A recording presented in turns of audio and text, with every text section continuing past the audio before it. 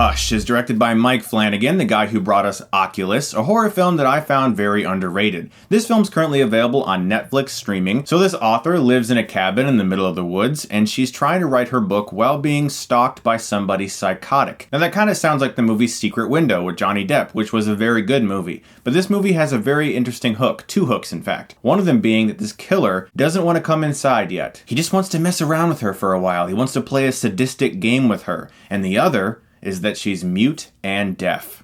So that is a big problem. So it's a clever twist on the home invasion genre. Now we've seen something like this before in a movie called Wait Until Dark starring Audrey Hepburn. I love that movie. I grew up watching it. It came out in 1967. It's about a blind woman whose home is being invaded by three men who want something inside of her house. This movie is similar in really just one way. It's a woman who has a perceived disability trying to defend herself against someone who is invading her home. Except it's a little bit different. In Wait Until Dark, these guys wanted something from this woman because it was theirs and it was accidentally placed in her house, and since she's blind, she didn't know about it. In this movie, this guy's just a psycho. And rather than being blind, she's deaf and mute. Plus, once the movie really starts and you get past the initial setup, the movies aren't really that similar. I thought this film was tons of fun. I thought it was a great thrill ride. It's very well acted. There isn't something about this movie that you watch and you go, oh my god, my mind is blown. Because it's not trying to be. It's just trying to be a really good thriller. It's also very well acted. The man who plays the killer, I don't want to ruin it for you because I personally didn't know going in. So if you don't know who plays the killer, just go watch it.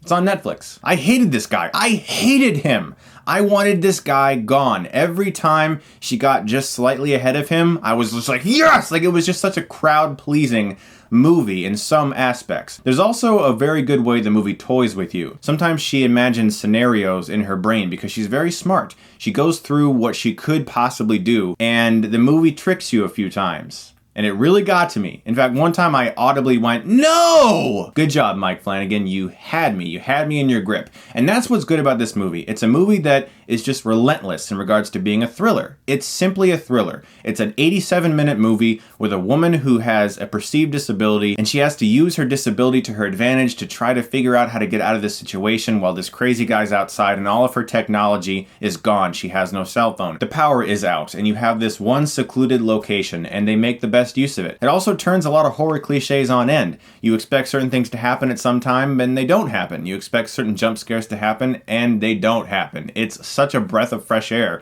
to experience a fun thriller. I would relate this film to the late Wes Craven's Red Eye. Totally different movies, but very similar ideas. Very short films that are contained in one location with a woman in peril, and you have to watch as she cleverly figures out ways to get out of these situations. They're both not trying to be anything more than what they are. They're just fun thrill rides. Also, the movie has some very chilling implications with just little hints of visual things like something etched into this guy's crossbow. Really chilling stuff, really well acted, and I was on the edge of my seat. I'm gonna give Hush an A-.